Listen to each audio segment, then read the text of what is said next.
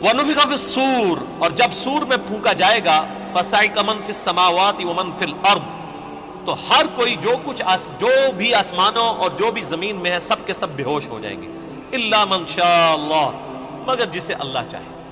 یہ قیامت کے دن کا جو سور پھونکا جائے گا نا، یہ اس سور کا ذکر ہے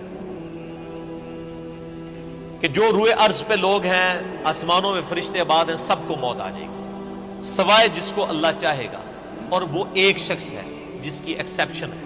وہ بخاری مسلم میں حدیث ہے، نبی علیہ السلام فرماتے ہیں ایک صحابی کا، حضرت ابوبکر صدیق کا، ایک یہودی سے جھگڑا ہوا۔ اس یہودی نے کہا کہ موسیٰ علیہ السلام کو اللہ تعالیٰ نے تمام جہانوں پہ فضیلت دی۔ صحابی نے کہا کہ نبی علیہ السلام کو سارے جہانوں پہ فضیلت دی۔ آپس میں جھگڑا ہوا تو اس صحابی نے نبی علیہ السلام کی محبت میں اس یہودی کو تھپڑ مار دیا۔ یہ بخاری مسلم دونوں میں۔ مقدمہ نبی علیہ السلام کے پاس پیش ہوا، آپ نے اپنے صحابی کو ڈانٹا اور فرمایا مجھے یونس پہ بھی فضیلت مت دو، اور یونس وہ ہیں کہ جن پہ اللہ تعالیٰ کی طرف سے عطاب آیا۔ پھر اتنا عطاب کہ سورہ الصافات میں ہے کہ اگر یونس اللہ سے توبہ نہ کرتے تو مچھلی کے پیٹ سے اس دن نکالے جاتے جس دن مردے اپنی قبروں سے نکالے جائیں گے۔ اور نبی علیہ السلام فرمایا مجھے یہ بھی نہ کہو میں یونس سے افضل ہوں، کسی دوسرے نبی کو ڈیگریڈ نہ کرو میرے مقابلے پہ۔ اور پھر فرمایا کہ تم موسیٰ کی بات کر رہے ہو، قیامت والے دن سب سے پہلے اللہ تعالیٰ مجھے اٹھائے گا، لیکن میں دیکھوں گا کہ مجھ سے پہلے ہی موسیٰ علیہ السلام ہوش میں ہوں گے اور اللہ کے عرش کا پایا تھامے ہوئے ہوں گے۔ مجھے نہیں پتا کہ ان پہ قیامت کی بے ہوشی طاری نہیں ہوئی، اس بے ہوشی کے سبب جو دنیا میں اللہ کی تجلی کی وجہ سے وہ بے ہوش ہوئے، یا مجھ سے پہلے وہ زندہ کر دیے جائیں گے۔ یعنی حضرت موسیٰ علیہ السلام کو یہ جزوی فضیلت تمام پیغمبروں پہ حاصل ہے کہ سب سے پہلے ان کو قیامت والے دن اٹھایا جائے گا، یا ان پہ قیامت کی بے ہوشی طاری نہیں ہوگی، کیونکہ دنیا میں وہ ایک دفعہ بے ہوشی گزار چکے ہیں اللہ تعالیٰ کی تجلی کی وجہ سے، جو سورۃ الاعراف کے اندر آیا۔ اب دیکھیں اللہ تعالیٰ فرماتا ہے جس سے اللہ چاہے گا وہ بے ہوش نہیں ہوگا۔ ثم نفخ فیہ اخری، پھر سور میں دوبارہ سے پھونکا جائے گا۔ فاذا هم قیام ینظرون، تو سب کے سب لوگ زندہ ہو جائیں گے اور یوں کھڑے ہو کے ایک دوسرے کو دیکھنا شروع کر دیں گے، انتظار کریں گے کہ اب کیا ہونا ہے۔ واشرقت الارض بنور ربها، زمین جگمگا اٹھے گی تیرے رب کے نور سے، یعنی اللہ تعالیٰ اس دنیا پہ آ جائے گا جیسا کہ شان کی لائق ہے۔ وجاء ربک والملک صفا صفا، سورۃ الفجر میں آتا ہے نا کہ اللہ تعالیٰ اور فرشتے قطار در قطار اس دنیا پہ اتریں گے، اسی دنیا کے اوپر میدان محشر قائم ہونا ہے۔ واشرقت الارض بنور ربها، زمین جگمگا اٹھے گی تیرے رب کے نور سے۔ ووضع الکتاب، اور نامہ اعمال کا دفتر سامنے رکھ دیا جائے گا۔ وجیء بالنبیین والشہداء، اور بلایا جائے گا نبیوں کو بھی اور شہداء کو۔ شہادت علی الناس کرنے والے لوگ جو نبیوں کے بہاف پہ نبیوں کا پیغام ان کی امتوں تک پہنچاتے ہیں، ان کو کہتے ہیں شہید۔ ایک تو وہ شہید ہے جس کو آپ شہید سمجھ رہے ہوتے ہیں، جو جنگ میں مارا جائے، یہ تو بہت چھوٹا شہید ہے۔ اصل شہید وہ ہے جو اللہ کی دعوت لے کے اٹھتا ہے اور شہادت علی الناس کرتا ہے، جو بخاری مسلم میں موجود ہے۔ کیا میں نے اللہ کا پیغام تم تک پہنچا دیا؟ صحابہ نے کہا یا رسول اللہ صلی اللہ علیہ وسلم پہنچا دیا۔ تو آپ نے 3 دفعہ فرمایا اللہم اشہد اللہم اشہد اللہم اشہد، تینوں دفعہ آسمان کی طرف انگلی اٹھائی، پھر اصحاب کی طرف، اے اللہ گواہ رہنا، اے اللہ گواہ رہنا، اے اللہ گواہ رہنا، یہ مان رہے ہیں کہ میں نے پیغام پہنچا دیا۔ اور پھر فرمایا اب تمہاری ذمہ داری ہے کہ تم اس پیغام کو ان لوگوں تک پہنچاؤ جو یہاں پر موجود نہیں ہے، یعنی وہ شہادت علی الناس، یعنی وہ ذمہ داری جو نبی علیہ السلام کے مبارک کندھوں پر تھی وہ آپ نے شفٹ کر دی امت تک۔ اب امت شہادت علی الناس کرے گی، تو ظاہر ہے جو پھر شہادت علی الناس کرنے والے ہیں ان کو نبیوں والی تکالیف سے بھی گزرنا پڑے گا، تو اللہ تعالیٰ پھر قیامت والے دن ان کو بدلہ دلوائے گا نا۔ نامہ اعمال بھی آ جائیں گے، نبی بھی، اور نبیوں کے جو خلفاء ہیں، جو نبیوں کے طریقے پر قیامت تک لوگوں کو دین کی طرف بلانے والے، شہادت علی الناس کرنے والے لوگ ہیں، وہ بھی بلا لیے جائیں گے۔ پھر کیا ہوگا؟ وَقُضِيَ بَيْنَهُمْ بِالْحَقِّ، پھر ان کے درمیان فیصلہ کیا جائے گا انصاف کے ساتھ۔ وَهُمْ لَا يُظْلَمُونَ، اور ان پر ظلم نہیں کیا جائے گا۔ وَوُفِّيَتْ كُلُّ نَفْسٍ مَّا عَمِلَتْ، اور ہر جان کو وہی کچھ بدلہ دیا جائے گا جو اس نے دنیا میں اعمال کیے ہوں گے، ہر جان کو بدلہ مل جائے گا۔ یہ نہیں ہے کہ دنیا میں کسی نے برے اعمال کیے تو اس کو بدلہ کوئی اچھا مل جائے گا، یا دنیا میں جس بیچارے نے اچھے اعمال گزارے اور زندگی مفلسی کی گزاری، اوتھے بھی جا کے بیچارہ انج ہی رہے گا نا، وہاں تو پھر اللہ تعالیٰ کہ ہاں تو پھر کرنسی کوئی اور ہے نا، وہاں تو نیکیوں کی کرنسی چلے گی نا۔ ہر جان کو بدلہ ملے گا جو کچھ اس نے دنیا میں اعمال کیے ہوں گے. وَهُوَ أَعْلَمُ بِمَا يَفْعَلُونَ اور اللہ خوب جانتا ہے جو کچھ وہ دنیا میں کام کیا کرتا ہے. اللہ کو کسی فرشتے کی, کسی نامہ اعمال کی کوئی حاجت نہیں ہے کسی کا ریکارڈ رکھنے کے لیے. ریکارڈ تو کئی ایک ریکارڈ جو ایسے نکلیں گے کہ جو اللہ کے حضور وہ نیکی شماری نہیں کی جائے گی. جو ریاکاری والی نیکیاں ہیں فرشتوں نے تو لکھی ہوگی. فرشتوں کو تو نہیں پتا کہ کسی شخص نے یہ دکھلاوے کے لیے مسجد میں ٹائلیں لگوائی ہیں اور مسجد کے کنواں کھدوایا ہے, یا مسجد میں ٹوائلٹ بنوائے, یا مسجد میں قالین بچھوا دیا, یا مسجد کے اندر اس نے ایئر کنڈیشن لگوا لیا. یہ لوگوں کو دکھانے کے لیے لگایا تھا اس نے, یا میری رضا کے لیے لگایا تھا, اللہ کی رضا کے لیے؟ یہ بات فرشتوں کو نہیں پتا. فرشتے علم غیب تو نہیں جانتے, اسی لیے ان کے نامہ اعمال میں ایسی نیکیاں نکلیں گی. صحیح مسلم میں حدیث نہیں ہے قیامت والے دن ایک سخی کو, ایک شہید کو اور ایک قاری کو بلایا جائے گا, اللہ تعالیٰ تینوں کو اپنی نعمتیں گنوائے گا. تو وہ قاری کہے گا یا اللہ میں نے تیری خاطر قرآن پڑھایا. اللہ فرمائے گا جھوٹ بولتا ہے, تو نے اس لیے پڑھایا کہ لوگ تجھے قاری کہیں. شہید کو بھی کہا جائے گا تو نے اس لیے جان دی کہ لوگ تجھے بہادر کہیں. اور سخی کو کہا جائے گا تو نے اس لیے اتنا مال خرچ کیا کہ لوگ تجھے کہیں بڑا ہی نیکو کیا کار ہے, بڑا سخی ہے, اور تمہیں دنیا میں تمہارا اجر مل چکا ہے, میرے ہاں تمہارے لیے کوئی اجر نہیں ہے. فرشتوں نے تو ان کو سخی شہید تو لکھا ہی ہوا تھا نا, تو فرشتوں کا ریکارڈ تو اس پہ تو اللہ تعالیٰ نے فیصلہ نہیں کرنا. فیصلہ تو اللہ تعالیٰ نے اپنے علم کی بنیاد پہ کرنا ہے کہ کس کے اعمال واقعی میرے لیے تھے اور کس کے نہیں. اسی لیے ریاکاری کو شرک اصغر کہا گیا. اب آخری رکوع آ رہا ہے وَسِيقَ الَّذِينَ كَفَرُوا إِلَىٰ جَهَنَّمَ زُمَرًا. قیامت والے دن دوزخیوں کو, کافروں کو, بات نہ ماننے والوں کو ہانکا جائے گا دوزخ کی طرف گروہ در گروہ. اس میں مسلمان بھی شامل ہوں گے, اس میں کافر بھی شامل ہوں گے. وہ مسلمان جو عملاً کافر تھے, صرف وہ شناختی کارڈ میں مسلمان تھے, نماز کوئی نہیں پڑھتے تھے. حَتَّى إِذَا جَاءُوهَا, جب کہ وہ دوزخ کے پاس آئیں گے, فُتِحَتْ أَبْوَابُهَا, تو دوزخ کے دروازے ان کے لیے کھولے جائیں گے.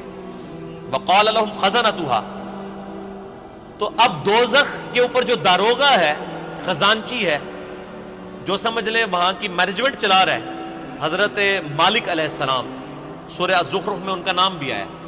تو دوزخ کے پورے معاملات ان کے انڈر ہیں, چیف ایگزیکٹو ہیں وہاں کے. تو جب دوزخیوں کو لایا جائے گا نا دوزخ کے دروازے پہ, تو پہلے جو جنہوں کہتے ہیں پہلا مینا جڑا نا انہوں نے مارنا ہے.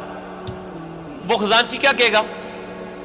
وَقَالَ لَهُمْ خَزَنَتُهَا, وہ خزانچی کہے گا أَلَمْ يَأْتِكُمْ رُسُلٌ مِّنْكُمْ, اوہ تمہارے پاس کوئی رسول نہیں آیا تھا دنیا میں؟ اوہ بدبختو دوزخ تک پہنچ گئے ہو, کیا تم ایسے لوگ ہو کہ جن کے پاس کوئی رسول نہیں آیا کہ ان کو پتہ ہی نہیں چلا؟ اصل میں تو رسول آیا ہوگا, یہ ان کو ٹونٹ کروایا جا رہا ہوگا. اور آپ قربان جائیں, اللہ نے آپ کے اوپر کتنی نعمت تمام کی اور میرے اوپر کتنی نعمت تمام کی کہ قیامت کے دن کا ڈراپ سین وہ ویڈیو پہلے ہی قرآن میں چلا کے بتا دیے کہ یہ کچھ ہونا ہے. اگر یہاں میں کسی کو یہ مستقبل کی ویڈیو دکھا دوں آپ میں سے کہ جی آپ میں سے جو فلاں شخص بیٹھا ہوا ہے, جیسے ہی یہاں سے سیڑھی اتر کے روڈ کراس کرے گا ٹرک کے نیچے آگے مارا جائے گا, ویڈیو دیکھ لے اپنی, تم نکلنا ہی نہیں ہو, تسی کہہ رہے میری قبر ہی بنا دو, میں نہیں اڑتا, یہی ہوگا نا. لیکن یہ قیامت کے دن کا ڈراپ سین بتایا جا رہا ہے, لوگوں کے کان پہ جوں تک نہیں رینگتی. اور اکثر لوگوں کو تو وہ یہ چیزیں قرآن پڑھنے سے ہی دور رکھا جاتا ہے. تو اللہ تعالیٰ ماتا ہے کہ وہ خزانچی کہے گا تیرے پاس کوئی رسول نہیں آئے تمہارے پاس, منکم یتلون علیکم آیات ربکم, جو تمہارے رب کی آیات تم پر تلاوت کرتے, وینذرونکم لقاء یومکم ھذا, اور تمہیں ڈراتے آج کے دن کی ملاقات سے کہ تمہیں اپنے رب کے حضور پیش ہونا ہے. اس جو یہ ملاقات ہونے والی تھی اس کا ڈر سنانے والا کوئی پیغمبر دنیا میں نہیں آیا تھا. آپ دیکھ لیں اللہ کے حضور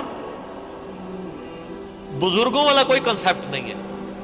اللہ کے حضور دائی جو ہے, امام جو ہے, وہ صرف پیغمبر ہے. یہاں تو ہونا چاہیے تھا نا کہ کوئی بزرگ نہیں آئے, کوئی فرقیاں دے بزرگ, کوئی شیخ الحدیث جنہوں نے تانوں گل دسی ہوئے, وہ سارے کے سارے ڈاکیے ہیں. اصل میں جو ریپریزنٹیٹو ہے گاڈ کا آن دا فیس آف ارتھ وہ صرف پیغمبر ہوتا ہے, باقی تو سب ڈاکیے ہیں, سب کے سب. وہ تو مڈل مین ہے. اصل میں جو پرسنالٹی ہوتی ہے وہ صرف پیغمبر ہوتا ہے. قالوا بلا، وہ کہیں گے ہاں کیوں نہیں، آیا تو تھا، ولکن حقت کلمۃ العذاب علی الکافرین، لیکن اب کیا ہو سکتا ہے، جو بات نہیں دنیا میں مانتے تھے اپنے پیغمبروں کی، ان پر اللہ کا عذاب تو آ کے رہنا تھا، ہم نے دنیا میں بات نہیں مانی، ہمارا یہ انجام ہو کر ہی رہنا ہے۔ قیل ادخلوا ابواب جہنم خالدین فیہا، کہا جائے گا کھولو دوزخ کے دروازے، داخل کر دو ان میں، ان کو ہمیشہ کے لیے۔ فبئس مثوى المتکبرین، کیا ہی برا ٹھکانہ ہے تکبر کرنے والوں کا۔ اور تکبر کی ڈیفینیشن میں پہلے بتا چکا صحیح مسلم سے کہ تکبر یہ ہے کہ تم حق بات سے اناد کرو اور لوگوں کو حقیر سمجھو۔ اب سائملٹینیس کنٹراسٹ، اہل جنت جو ہیں وہ کیسے پیش ہوں گے؟ وسیق الذین اتقوا ربهم الی الجنۃ زمرا، اہل جنت کو بھی گروہ در گروہ جنت کی طرف لے جایا جائے گا، یعنی جنتی بھی گروہوں کی شکل میں چل رہے ہوں گے۔ ظاہر ہے کہ کسی ایک دائی کی آواز پہ لبیک کسی نے کہا ہوگا، یعنی ہر زمانے میں حق کی آواز بلند کرنے والے لوگ موجود ہیں جنہوں نے اپنی عبادت نہیں کروائی، اللہ کی عبادت کروائی۔ ایک وہ لوگ آواز بلند کرنے والے ہیں جنہوں نے اپنی تجوریاں بھری، جنہوں نے اپنے نذرانے بھرے، جنہوں نے لوگوں کو اپنی ذات کی طرف لگایا، اور جب ان سے کہا گیا کہ اللہ کے ساتھ لگاؤ تو کیا جو پیچھے تو اللہ ہی ہے نا جی، اور جب کہا گیا کہ نبی علیہ السلام کے ساتھ لوگوں کو جوڑو تو انہوں نے کہا جی یہ بزرگ جو ہیں جو ہمارے امام ہم نے کھڑے کیے ان کے پیچھے نبی علیہ السلام ہی ہے۔ نبی علیہ السلام کو بھی بیک فٹ پہ کر دیا، اللہ کو بھی بیک فٹ پہ کر دیا۔ ان بزرگوں کی بات نہیں ہو رہی، واقعی جنہوں نے اللہ کی دعوت دی ہے، شہادت علی الناس کرنے والے گروہ در گروہ جنت میں داخل کیے جائیں گے۔ حتی اذا جاؤہا، یہاں تک کہ جب وہ جنت کے دروازوں کے پاس پہنچیں گے، وفتحت ابوابها، تو جنت کے دروازے پہلے ہی کھلے ہوں گے۔ پوائنٹ ٹو بی نوٹڈ، دوزخیوں کے لیے دروازے پہنچنے کے بعد کھولے جائیں گے، اور جنتیوں کو جب جنت کے دروازے پہ لایا جائے گا تو پہلے ہی کھولے ہوئے ہوں گے۔ اللہ تعالیٰ ان کو ایک لمحے کے لیے بھی تکلیف نہیں دینا چاہے گا کہ ان کے لیے کوئی سسپینس باقی ہو کہ پتہ نہیں اب یہ کون سا دروازہ کھولنے والا ہے، اور جنت کی خوشبو کتنی دور سے آ رہی ہوگی، تو پہلے ہی جنت کے دروازے کھلے ہوں گے، اتنا ڈیلے بھی اللہ تعالیٰ ان کے لیے نہیں کرے گا۔ وہاں پہ خزانچی نے کیا کہا تھا، تمہارے اندر کوئی رسول نہیں آیا کہ تمہیں کوئی صحیح بات بتاتا؟ وہ کہیں گے ہاں جی آیا تھا لیکن ہم نے بات نہیں مانی۔ یہاں پر جو رضوان ہے جنت کا داروغہ، وہ کہے گا وقال لهم خزنتها، کہے گا جنت کا خزانچی سلام علیکم، کہے گا تم پر سلامتی ہو، طبتم، اور بڑے ہی اچھے رہ گئے ہو تم لوگ، بڑے پاک صاف لوگ ہو تم، فادخلوها خالدین، اب ہمیشہ کے لیے جنت میں داخل ہو جاؤ۔ کہے گا بڑے چنگے رہ گئے ہو تسی اللہ دے بندے ہو، تکو دوسرے نال کی پہ ہوندا جائے۔ وقالوا الحمد للہ الذی صدقنا وعدہ، اب ظاہر ہے جنتی جو ہیں ان کی تو پھر روش ہی کچھ اور ہے، وہ کہیں گے تمام تعریفیں اس اللہ کے لیے جس نے ہم سے جو وعدہ دنیا میں نبیوں کے ذریعے کیا تھا نا کہ دنیا میں اللہ کی مان کے چلو تو جنت تمہاری مرضی کی تمہیں ملنے والی ہے، تمام شکر اس اللہ کا ہے جس نے اپنا وعدہ پورا کیا۔ وَأَوْرَثَنَا الْأَرْضَ نَتَبَوَّأُ مِنَ الْجَنَّةِ حَيْثُ نَشَاءُ، اور اس نے ہمیں ایسی جنت کا وارث کر دیا کہ جس میں ہم جہاں چاہیں گے رہیں گے۔ فَنِعْمَ أَجْرُ الْعَامِلِينَ، پس کیا ہی بہتر اجر ہے عمل کرنے والوں کا۔ دودھ پینے والے مجنون نہیں، عمل کرنے والے، عمل کیے بغیر کچھ بھی نہیں ہونا، خالی کھوکھلے نعروں سے کچھ نہیں ہونا۔ اللہ طرف مارے کہ کیا ہی بہتر اجر ہوگا عمل کرنے والوں کا۔